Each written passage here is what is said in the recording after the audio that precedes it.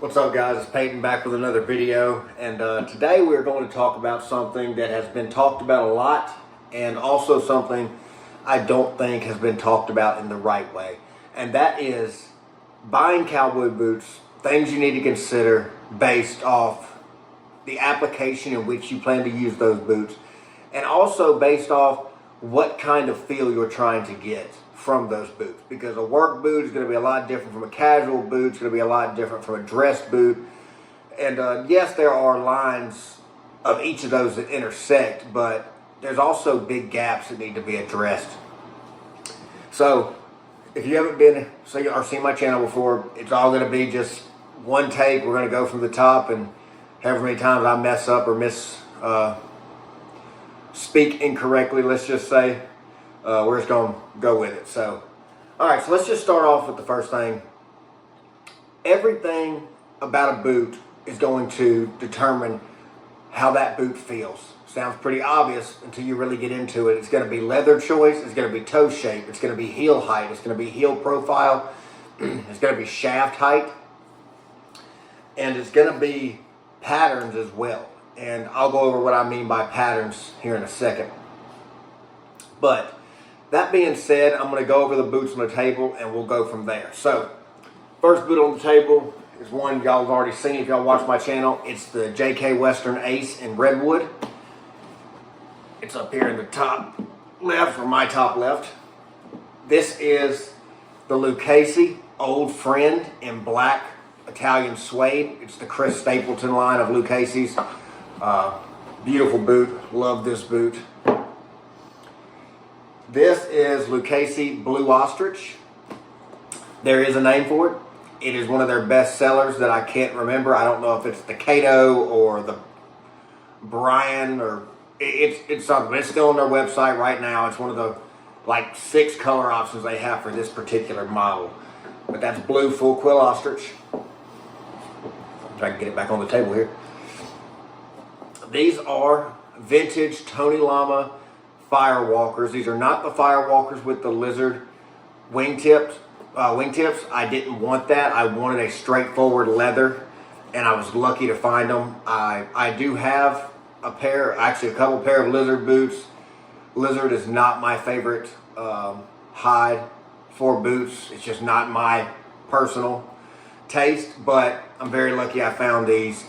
And for those curious, I'll go over them more later, but these are model number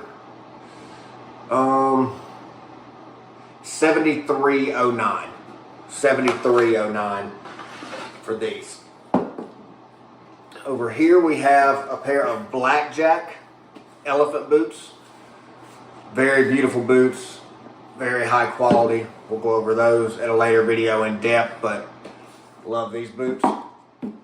And at the front here we have a pair of vintage Anderson beans from the 90s, I believe. This is model number, I don't know what model number it is. It's worn off. But I got these boots on eBay for $40, and I just think they were super cool, especially for the price, and Anderson Bean, such a high quality company. This boot has been used and abused by its previous owner, and it's still comfortable, and it's still tough as nails. So, let's get into what we're going to talk about when it comes to buying cowboy boots and comfort. Okay, so first thing, when you're walking to Boot Barn or Cavender's or online retailers, custom boot maker, whatever route you want to go, the first thing you want to ask, and the first thing they'll probably ask, is what are you going to use that boot for? And what I mean by that is basically your 3 different categories, broad stroke. There's more, but 3 is work, casual, and dress. So for a casual boot, it's going to be different than what you need for a work boot, and a work boot is going to be different than what you need for a dress boot. Or maybe you're one of those people that it does everything you want to do. You come home, you saddle soap it, you condition it up, and you go to the reception for your friend's wedding the same day you went out and did yard work in that boot. And if that's you, more power to you. So I'm not going to give you any absolutes in this video because I believe absolutes influence people negatively. I'm going to give you my opinions, things I've come to learn, things I like, things I don't like, and applications I think they'll be good in. And I'm also just going to go over various different feels from someone who has owned 70 plus pair of boots.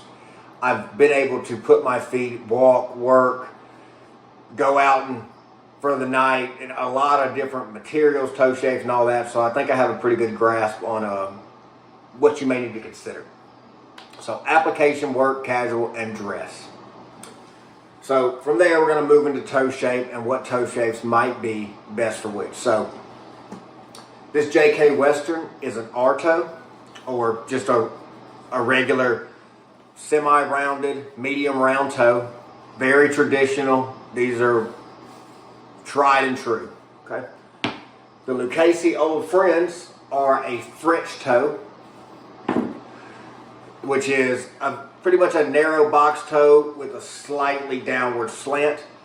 Normally the only difference between this and a cutter toe, which I do have a cutter toe, I just ran out of table room here. The cutter toe will have a higher toe box as far as vertical volume, and it'll be underslung from the front instead of slanted back. A 7 toe, very similar to this, and a cutter toe will normally be generally the same size. It may be a little bit wider, a little bit narrower depending on the brand, and it'll be more squared off at the front. That's basically the only difference. But a French toe is slanted back towards the boot or sloped down towards the front of the boot, whichever way you want to look at it. It has a lower volume toe box. We're going to move stuff off the table as we go because I'm running. This is a wide square toe with a double stitched welt. Wide square toes, normally range anywhere from 1.5 to 2 inch toe boxes in the width. Lucchese's wide square toe is a little bit more sleek compared to a company like Anderson Bean, which does have a more square jawed, straight up the side kind of look to it, but still nonetheless wide square toe. This is going to be it's not a snip toe, and it's not quite a J toe. It's more in between. It's got a slight downward slant in the front here, but we can just classify this in a broad stroke. There's J toes, there's snip toes, there's 1/4 inch box toes, all that different stuff. We're just going to classify this as pointier toed boots.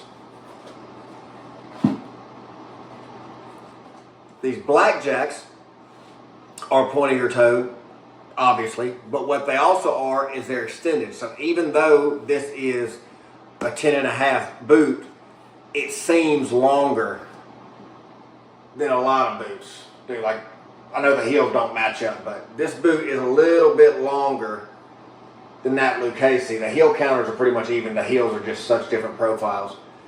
And that's because it's actually elongated slightly. And then, obviously, this is going to be your roper toe, U-toe, bulbous round toe. Different names. Again, a roper toe may be a little bit more slim than this. A U-toe probably fits this better, but we're talking wider round toes. So, what to consider when you're buying a boot when it comes to toe shape?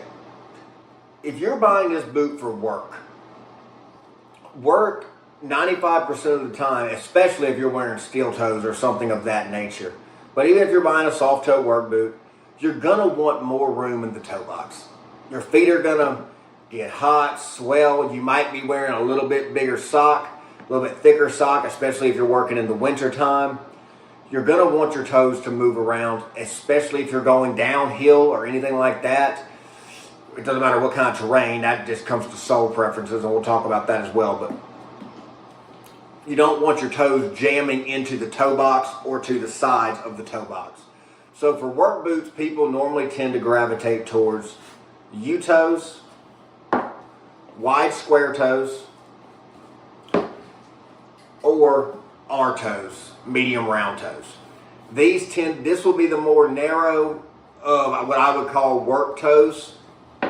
These would be the more preferable. And this works with Ariat work boots and everything. And these are just the boots I have. I don't have any pull-on work boots at the moment. I don't wear them anymore.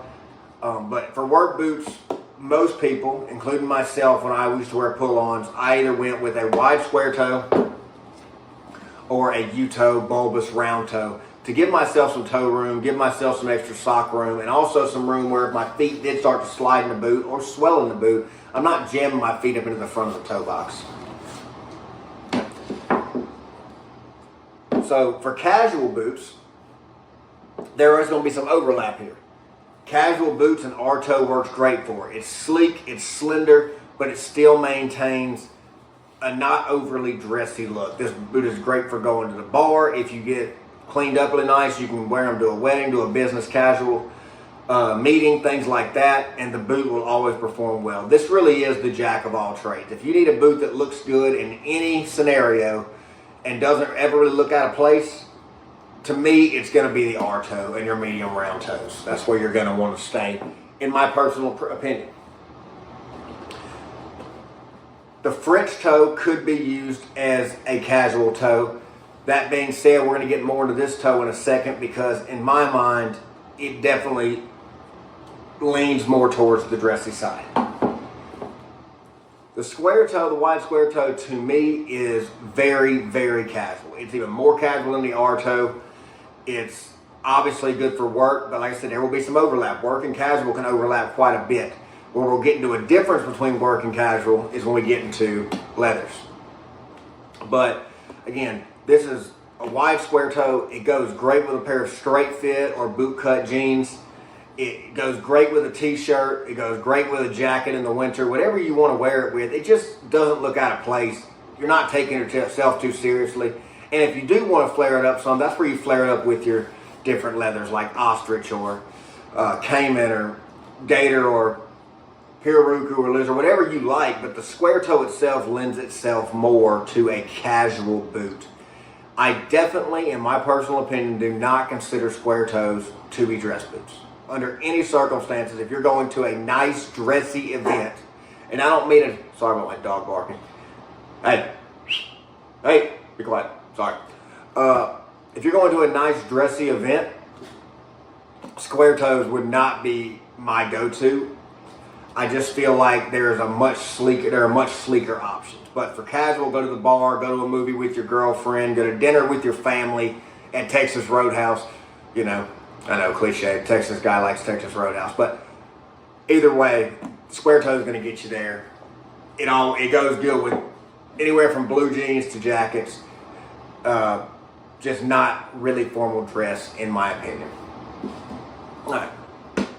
So getting to your more pointy-toed boots, your J-toes, your snip toes, and things like that. These boots can be considered casual. That being said, they do tend to lend themselves better to dress. When you're dressed up, you're normally going to wear a more slender pant, whether it be straight leg, tapered leg, or even slim fit. And these toe shapes tend to line up better with those pants. If you wear a pair of giant flare leg or boot cut or stuff like that, these toes tend to be overpowered by the jean. And I'm talking to the guys here because I know women can wear bell bottoms with anything. If guy wears a big bucket leg jean, a boot cut jean with a really narrow toe shape like this, I find that the boot is not done justice. And especially if you spend money on your boots, you like your boots, you take care of your boots, you want your boot to look good, you want it to be something people can see. You know, I mean, this is something you are proud of if you're dressing it up, in other words. So for me, pointed toes, J-toes, snip toes, quarter inch, box toes, those are more dressy toes. Again, very similar to this. This boot and that boot go hand in hand on the toe shape kind of. It's just this boot's up here for a few different reasons. But again, more of a dressy boot for sure. Does that mean you can't put a pair of straight fit blue jeans on and go to the bar in this? Absolutely not. It's a damn good looking boot, but you can also dress this up with a blazer, with a nice pair of navy slacks or something like that, and it's going to lend itself well to that situation. All right. So I told you we'd come back to the French toe. To me, the French toe is almost the perfect dress toe. And what I mean by this is it's not going to have the sleekness of a pointed toe boot like a J toe or a snip toe or a 1/4 inch box toe. But it gives you that low, slim profile where your toes aren't sitting up really tall. It gives you a narrow enough toe box to where you look like you're in a more formal setting. And it also gives your toes just enough room to move to where you're not completely miserable. And what I mean by that is both of these boots over here, these pointed toes, fit me very well. If you wear them for 8 hours straight and you're walking up and down hills or up and down stairs or whatever you're doing, your toes are going to be more not anatomically shaped as far as inside the boot than a boot like this. This is not near as comfortable as this. That being said, we're talking dress here. So if you want a boot for all around that leans more towards dress but also can be casual, I think these are going to be your go-to. I love a French toe. I think a French toe is beautiful. And I think Lucchese especially does a beautiful job with theirs. Blackjack also has a really nice French toe as well. All right. So let's move into heels, heel height, and heel pitches when we're talking about what you need to consider. And again, if I miss something or say something twice, I apologize. We're doing it all in one take, so just bear with me. Heel height matters for one reason being aesthetics and the second reason being functionality. So this JK boot, it's 1.5 inches heel. Again, that may be 1 5/8 inches, bear with me, but 1.5 inches heel, slightly underslung with a decent amount of surface area on the heel cap or the top lift. This one is this Lucchese has a little bit more of an underslung pitch. Still pretty good surface area on the top lift. And it's maybe a little bit taller. It may be 1 5/8 inches where the JK is 1.5 inches. This Lucchese Blue Ostrich has a lot of surface area on the top lift. It's more of a squared off heel. It does have a slight taper, but it's very, very slight. Almost not noticeable, especially when you're wearing it. And it gives you a very wide, solid base for walking, for standing, for things of that nature. And this is about 1.5 inches block heel. Or sorry, 1.5 inches, 1 3/8 to 1.5 inches block heel, also known as a Stockman heel. This heel has almost no surface area because it's not only tapered at the back, pitched in, it's also tapered on the sides. It doesn't have a lot of surface area. I mean, you can see the difference between one take, people. We're doing it in one take. So, excuse the spilled Diet Coke. We're just going to rock with this, and I'm going to have to clean this up right now. Cool. But you can clearly see the difference in surface area between these two boots. This boot is going to give you a lot more stability than this boot will.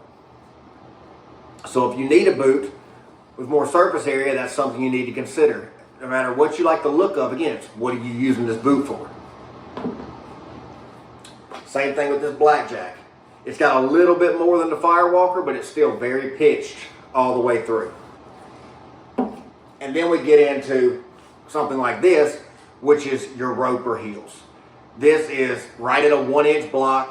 It's very square at the back, very, very wide base, even wider than the Lucchese. This boot, paired with that U-toe, is a super wide base boot. Very good for standing, very good for walking, very good for more utilitarian purposes. So, pretty obvious, we're not going to spend too much time on this one. Heel heights and pitches are going to be a preference. If you're going with a casual boot, pick your heel height and your shape based off what you like. If you're going with a dress boot, I have found for my personal taste, an underslung heel, doesn't have to be a 2-inch like this one, tends to lend itself better. Whether it be a 2-inch, 1 5/8 inches, you know, whichever way you want to go, that underslung heel with a narrower toe shape tends to lend itself better to dress boots. Sorry about that, guys. All right. So for work, you're going to want more stability. Same thing with the toe box, where you want that room, you want that ability to not get cramped up. With the heel, you don't want to have a base that's not supportive if you're carrying things, if you have a load on your back, if you're trying to even use your heel for anything when it comes to shovel work. Obviously, you would not use these for shovel work, at least I hope not. But that wider heel lends better to getting on things, hooking into things. It really does a good job of balancing you and giving you that stability when you're working. Okay, so let's move into leathers, and that's why there's a few of these on the table. Leather is a big thing people don't consider when they're looking at boots as much as you think they would, because yeah, they may say I want a dress boot, but is that dress boot a formal dress boot or is it a casual dress boot? Because there is dress casual and things like that. So you really need to consider this, because this is going to determine, and there are some overlap, but this is going to really make or break your boot choice. So tried and true, you have your bovine leather, cow, whatever you want to call it. This leather can be polished up, it can be shined up, it's also tough, it's durable, it does well for work and casual settings. Could you shine this up, especially if it was a black boot or a black cherry, and really get it to shine and wear it as a dress boot? Yes. But for me, bovine leathers really hit the sweet spot at dress casual on the high end and work all the way down to work leathers. Ostrich leathers. Ostrich, whether it be smooth, leg, or full quill, as beautiful of boots as they make, as tough as ostrich can be as far as its ability not to rip. And what I mean by that, it has a very good strength when it comes to its ability to stretch without ripping. That being said, ostrich is not, I don't care what anybody says, it is not a tough skin when it comes to puncture resistance. Okay, it is a thin leather. It's a very supple and malleable leather. It's probably one of the, if not the most comfortable. It's up there with only a couple other contenders. That being said, I would not recommend ostrich for a work boot. I don't understand why anybody would ever do that. I see even J.K. Western, as much as I love this boot, their dock boot in ostrich, they got a guy in ankle deep mud in that boot with spurs on. I guess to show it can do it. But if you get caught in wire, metal, a really bad bramble patch, you are going to tear this leather up. I am telling you. If you don't believe me, I'm sorry. I'm not saying people don't work in ostrich boots. I'm not saying it can't be done. I'm saying it's not the best choice. And I am bullish on that. Because as strong as ostrich is, tensile strength wise, it is not puncture resistant in the slightest when it comes to protecting your feet. It also doesn't offer any padding because of its the thickness or the lack thereof of the leather. This is an Italian suede from Lucchese. This boot is very, very, very supple. It has a shoe tree in it and a shaft shaper, so that's why I'm not squeezing on it. But this is, again, we're back to, could this boot be used for work? Sure it could, okay? Anything can be used for work if you're willing to go out there and work in it, I guess. But that being said, this boot having this nice, soft, really supple leather, it's not going to offer the same puncture resistance, impact protection that you would want in something that's going to be protecting your feet. So this boot is going to lean itself more, like I said earlier, towards the dress or the dress casual scene. And also, again, we're already past the heels, but this one also has the dressier heel, the dressier toe. So even though this one does have the block heel and the square toe, which are both great for work, it doesn't have the leather that I would ever put in a heavy-duty work environment. It's not what I would choose. If this boot had this leather, yes, it's a work boot. Again, JK makes another boot called the Buck boot, which is a rough-out, square-toed, wide heel-based boot with a lower heel. That would be a straight-up work boot / lower end of casual. So this is a bovine leather, but this is where we get into patterns. And patterns I'm just going to lump in with leather. when you have all this beautiful buck lacing, well, I think it's beautiful. I know these boots are cheesy to a lot, but beautiful buck lacing, red inlays in the shaft, red overlays and wing tips and all this stuff. Not to mention, again, this boot, toe shape, heel, already taken out of the running for any work boot to me. This boot is firmly in the dress boot to dress flared up casual kind of boot. But there are other boots that are square toes, even with saddle vamps, which means they have an extra piece of leather added over your instep. Any stitching you add to the outside of this boot gives this boot another fail point. And yes, most of these boots that have overlays is another piece of leather laid over it. I understand that, and that means if you peel it off, it's not going to compromise the entirety of the boot. But what it does, it compromises your ability to not get hung up on stuff. It's harder to clean, it's harder to maintain. So for my personal preference when it comes to work boots, I prefer not to have inlays and overlays on my boots. The only exception to that is toe caps or lineman patching. And the only reason that's an exception is not because they still don't do the same thing. There's a guy who has a channel named Keith Johnson. He's awesome. He reviews a lot of Pacific Northwest boots, especially Frank's. And his lineman patch is coming off here on the inside of one of those boots.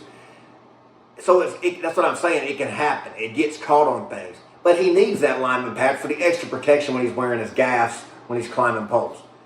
So there are, again, crossovers between the different applications. But in general, for a general purpose utilitarian work boot, inlays and overlays are not what I would go for. They strictly go into the upper end casual and dressy category. All right. So this leather, this is elephant. This leather is one that does cross over. Elephant is one of the toughest hides you can possibly make a boot out of. Stingray is considered to be one of the toughest. Shark is actually considered, or sanded shark is considered to be one of the toughest.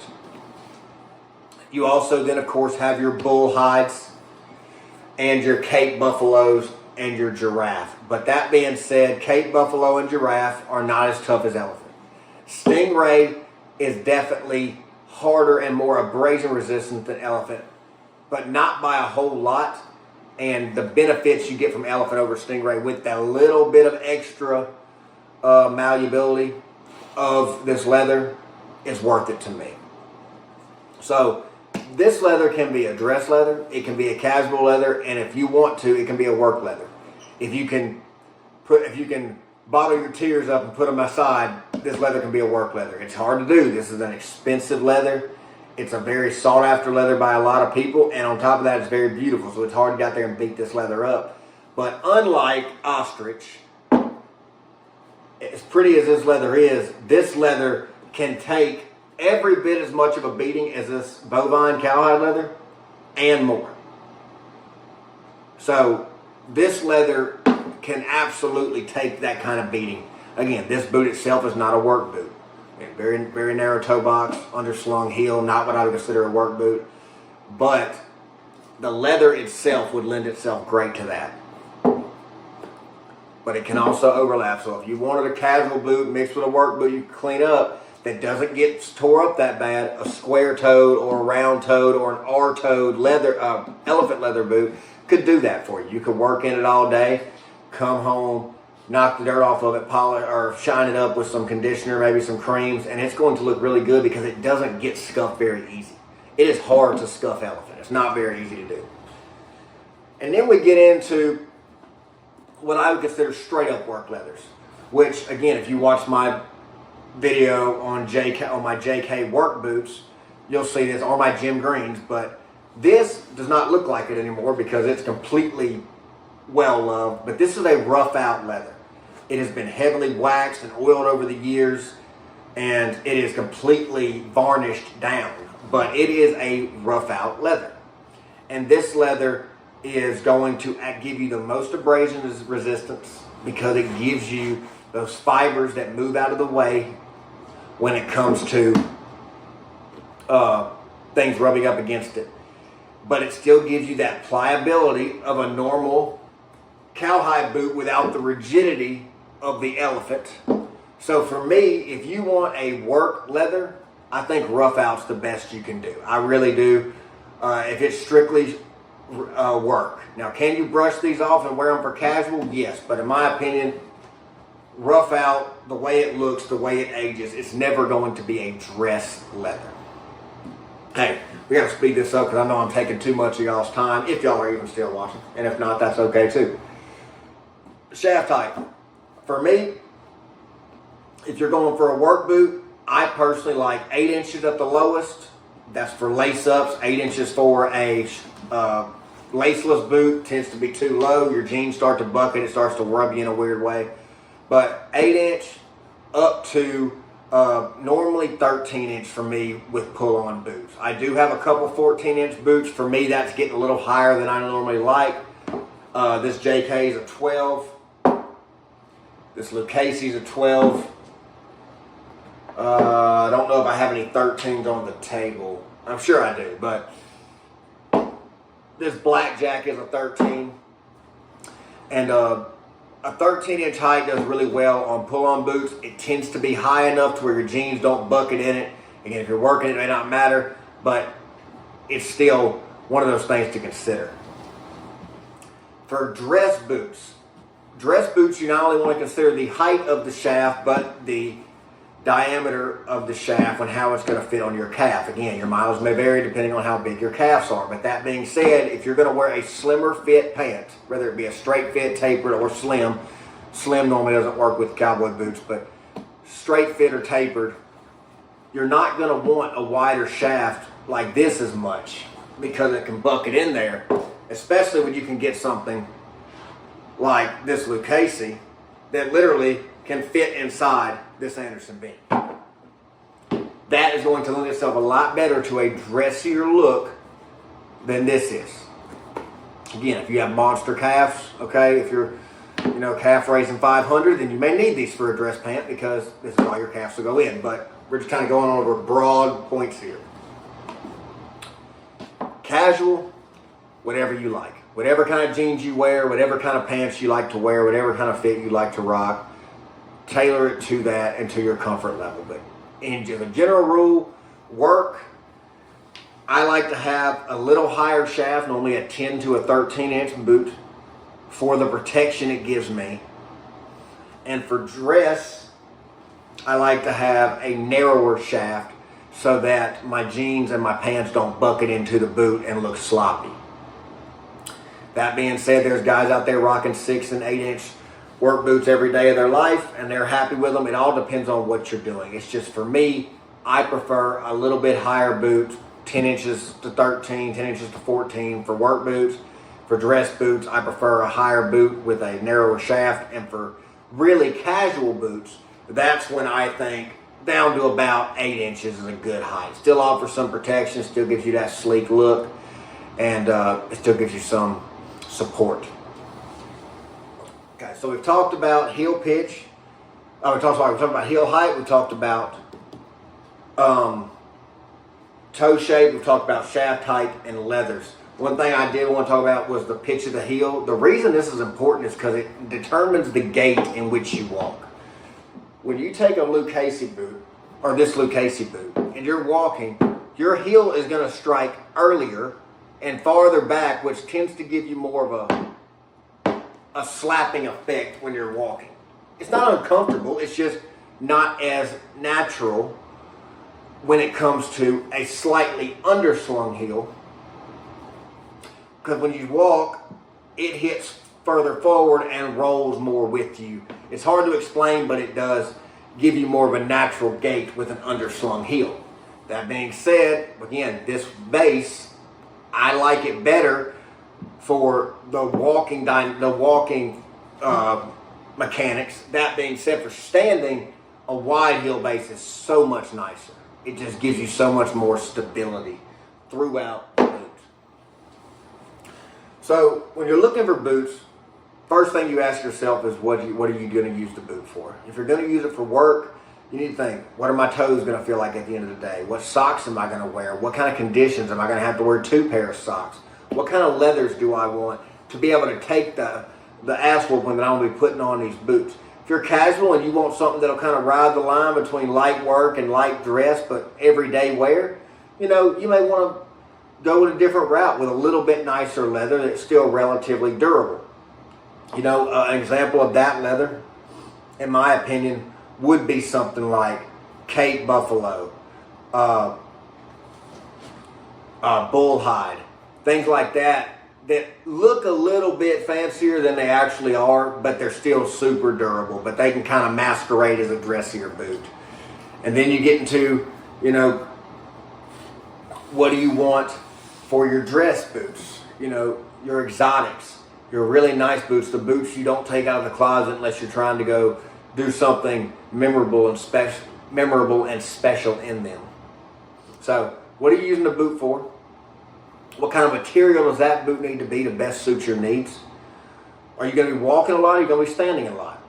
Again, if you're going to be in a saddle and stirrups, I don't know about that. That's not what I personally have any experience in. So that's going to be whatever feels best for you in that instance.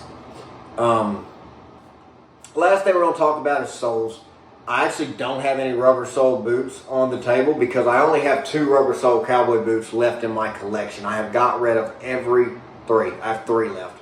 I've got rid of every other rubber sole cowboy boot because at this point, even though I do have boots that fit multiple different areas, I do not work in my cowboy boots. I just don't. I like lace-up boots for work, specifically Pacific Northwest, longer style or even lower heeled boots, but Pacific Northwest boots are what I like to work in. That being said, if you need to figure out what you're going to be doing in the boot, whether or not you want a leather sole or a rubber sole. If you're in and out of a saddle and stirrups all day, you may want a leather sole. Give you that slide, make it a little easier on you to get in and out of the stirrups. You know, but again, I don't know much about that.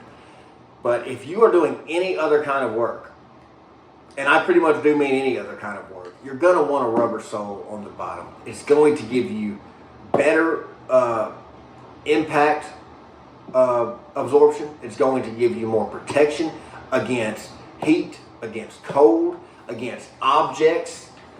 It's going to be longer wearing, and it's going to be grippier. There are very few instances where a leather-soled boot is going to benefit you over a rubber-soled boot, except in dress circumstances, because it gives you that lower profile on the side. And also, leather soles are super comfortable if you're walking around on dry ground and just kicking around town. Leather soles are flexible once they get broken in.